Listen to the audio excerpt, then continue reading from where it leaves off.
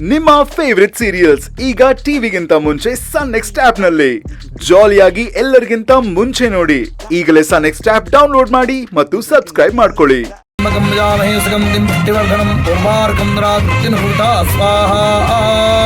ಮೃತ್ಯುಂಜಯಾಯ ನಮಃ ಸ್ವಾಹಾ.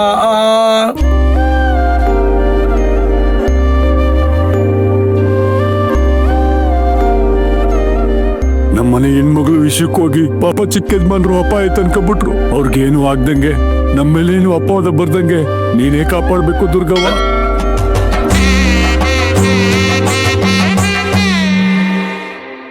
ನಿಮಗಿರತಕ್ಕಂಥ ಎಲ್ಲ ರೀತಿಯಂತ ಅಪಮೃತ್ಯು, ಕಾಲಮೃತ್ಯು, ಘೋರ ಮೃತ್ಯು, ಕ್ಷುದ್ರ ಮೃತ್ಯು, ಧ್ರುವ ಮೃತ್ಯು, ವ್ಯಾಳ ಮೃತ್ಯು, ಮಹಾಮೃತ್ಯು ಎಲ್ಲ ಪೀಡೆಯನ್ನ ಎಲ್ಲ ರೀತಿಯಂತ ಪೀಡಾ ಪರಿಹಾರಕ್ಕೋಸ್ಕರವಾಗಿ ಮಹಾಮೃತ್ಯುಂಜಯನ ಹೋಮ ಸಂಪನ್ನವಾಗಿದೆ.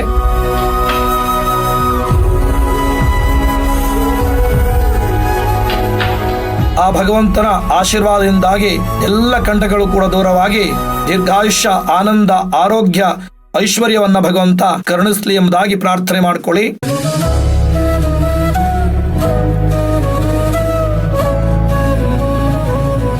ಓಂ ಧನಂ ಧಾನ್ಯಂ ವಶಂಭೋ ಕೀರ್ತಿ ಲಾಭಂ ಶತಸಂವತ್ಸರಂ ದೀರ್ಘಮಾಯುಃ.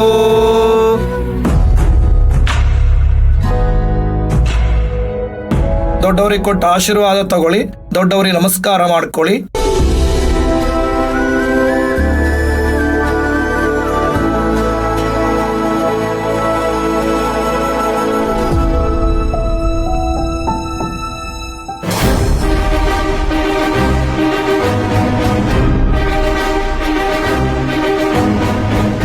ಅಯ್ಯೋ ಚಿಕ್ಕ ಯಜಮಾನ್ರೆ, ಮೊದ್ಲು ನಿಮ್ ತಂದೆ ತಾಯಿ ಆಶೀರ್ವಾದ ತಗೊಳ್ಳಿ. ಗ್ರ್ಯಾಂಡ್ ಮಾ ಅವ್ರ ಆಶೀರ್ವಾದ ನಾನು ತಗೋತೀನಿ. ಆದ್ರೆ ಇಲ್ಲಿ ಎಲ್ರಿಗಿಂತ ಹಿರಿಯರು ನೀವು.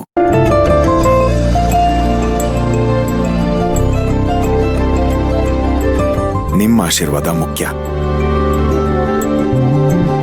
ಇಲ್ಲ ಅನ್ಬೇಡಿ. ದೇವ್ರು 100 ಕಾಲ ಚೆನ್ನಾಗಿಟ್ಟಿರ್ಲಪ್ಪ. ದೇವ್ರು ಚೆನ್ನಾಗಿಟ್ಟಿರ್ಲವ.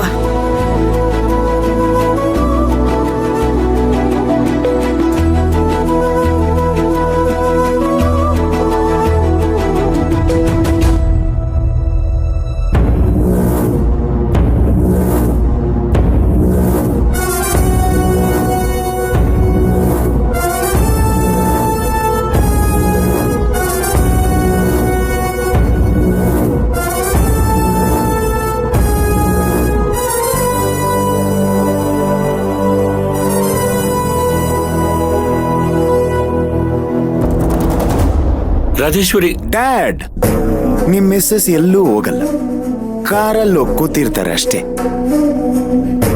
ಆಶೀರ್ವಾದ ಮಾಡು ನನ್ಗೆ.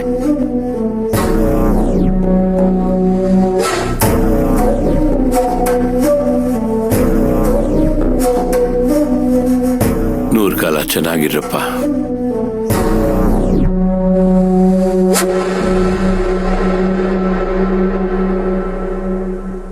ತಾರಕ್, ಯಾಕೋ ಹೀಗ್ ಮಾಡ್ತೀಯಾ?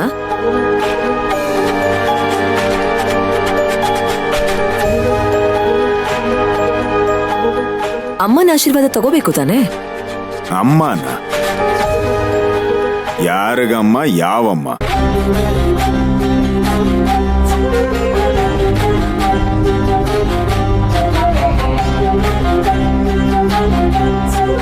ನಿನಗಮ್ಮ ಇರ್ಬೋದು, ನನಗಲ್ಲ.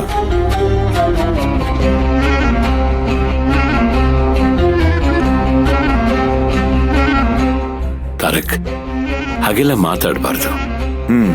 ಅವ್ರ ವಿಷಯದಲ್ಲಿ ನಾನು ಹೀಗೆ ಡ್ಯಾಡ್.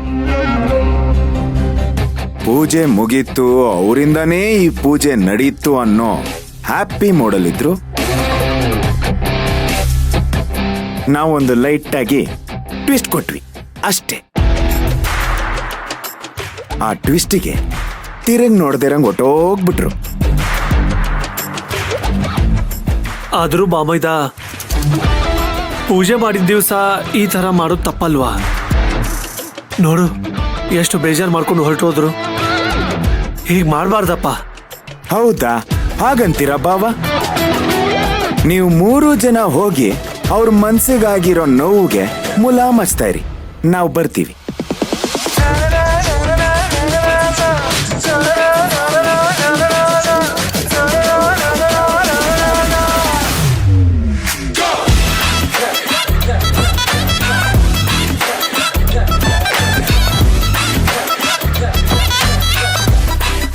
ಡ್ಯಾಡ್,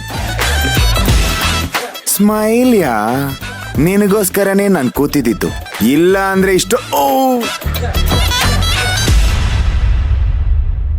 ಇಷ್ಟೊತ್ತು ನನ್ನ ಕೈಯಲ್ಲಿ ಎಲ್ಲಿ ಕೂತ್ಕೊಳಕ್ಕಾಗ್ತಿತ್ತು ಡ್ಯಾಡ್?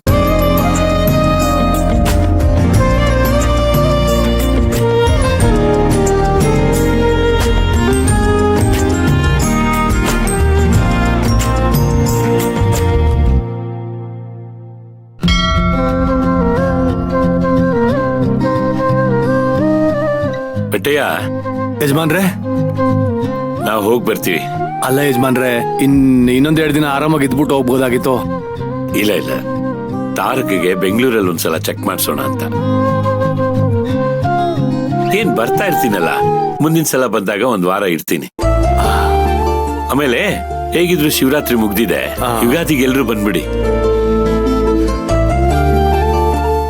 ಮಯೂರಿ, ನನ್ ಕಾರ್ ಹತ್ರ ಕಾಯ್ತಿರ್ತೀನಿ, ಮಾತಾಡ್ಸ್ಕೊಂಡ್ ಬಂದ್ಬಿಡ. ಬರ್ತೀನಿ. ಅಪ್ಪ, ನಿನ್ನ ಆರೋಗ್ಯದ ಕಡೆ ಹುಷಾರು. ತುಂಬಾ ಕೆಲಸ ಮಾಡಕ್ ಹೋಗ್ಬೇಡ. ನಿನ್ ಕೈಲಿ ಎಷ್ಟು ಸಾಧ್ಯನೋ ಅಷ್ಟೇ ಮಾಡು. ನನ್ ಬಗ್ಗೆ ಬಿಡವ, ನಿನ್ನಲ್ಲಿ ಖುಷಿಯಾಗಿದ್ಯಾ ಅಂತ ಗೊತ್ತಾದ್ರೆ ನಾವಿಲ್ಲಿ ಎಲ್ಲ ಖುಷಿಯಾಗಿರ್ತೀವಿ. ನೋಡವ್ವ, ಅಜ್ಜಿ ಯಾವಾಗ್ಲೂ ಹಿಂಗೆ ಹೇಳ್ತಾಳೆ ಅಂತ ಬೇಸರ ಮಾಡ್ಕೋಬೇಡ. ಹೆಣ್ಮಕ್ಳು ಒಂದಲ್ಲ ಒಂದಿನ ತವ್ರ ಮನೆ ಬಿಟ್ಟು ಗಂಡನ್ ಮನೆಗೆ ಹೋಗ್ಲೇಬೇಕು. ಹೋದ್ ಮನೇಲಿ ಏನಿರ್ತಿದೆ ಅನ್ನೋದು ಮುಖ್ಯ ಅಲ್ಲ, ಏನಿರ್ಬಾರ್ದು ಅನ್ನೋದು ಯೋಚನೆ ಮಾಡ್ಬೇಕು. ಹೋದ್ ಮನೇಲಿ ಕೆಲವ್ರು ನಮ್ ಪರವಾಗೂ ಇರ್ತಾರೆ, ನಮ್ ವಿರೋಧವಾಗೂ ಇರ್ತಾರೆ. ಆದ್ರೆ ಎಲ್ರೂ ನಮ್ಮವ್ರೇ ಅಂತ ನೋಡ್ಕೋಬೇಕು, ಅವ್ರ ಜೊತೆನೆ ಜೀವನ ಮಾಡ್ಬೇಕು. ಹಂಗಂತ ಎಲ್ಲ ಸಹಿಸ್ಕೋಬೇಕು ಅಂತ ನಾ ಹೇಳ್ತಾ ಇಲ್ಲ. ಸಾಧ್ಯ ಆದಷ್ಟು ಅವ್ರ ಮನ್ಸನ್ನ ಗೆಲ್ಲಕ್ ನೋಡು. ಇಲ್ಲಾಂದ್ರೆ ನಿನ್ ಮನ್ಸಿನ ನಿರ್ಧಾರನ ನೀನ್ ತಗೋ. ಅಲ್ಲಿವರೆಗೂ ದುಡ್ಕಿ ನೀ ಯಾವ ನಿರ್ಧಾರನ ತಗೋಬೇಡ ಕಣವ್ವ.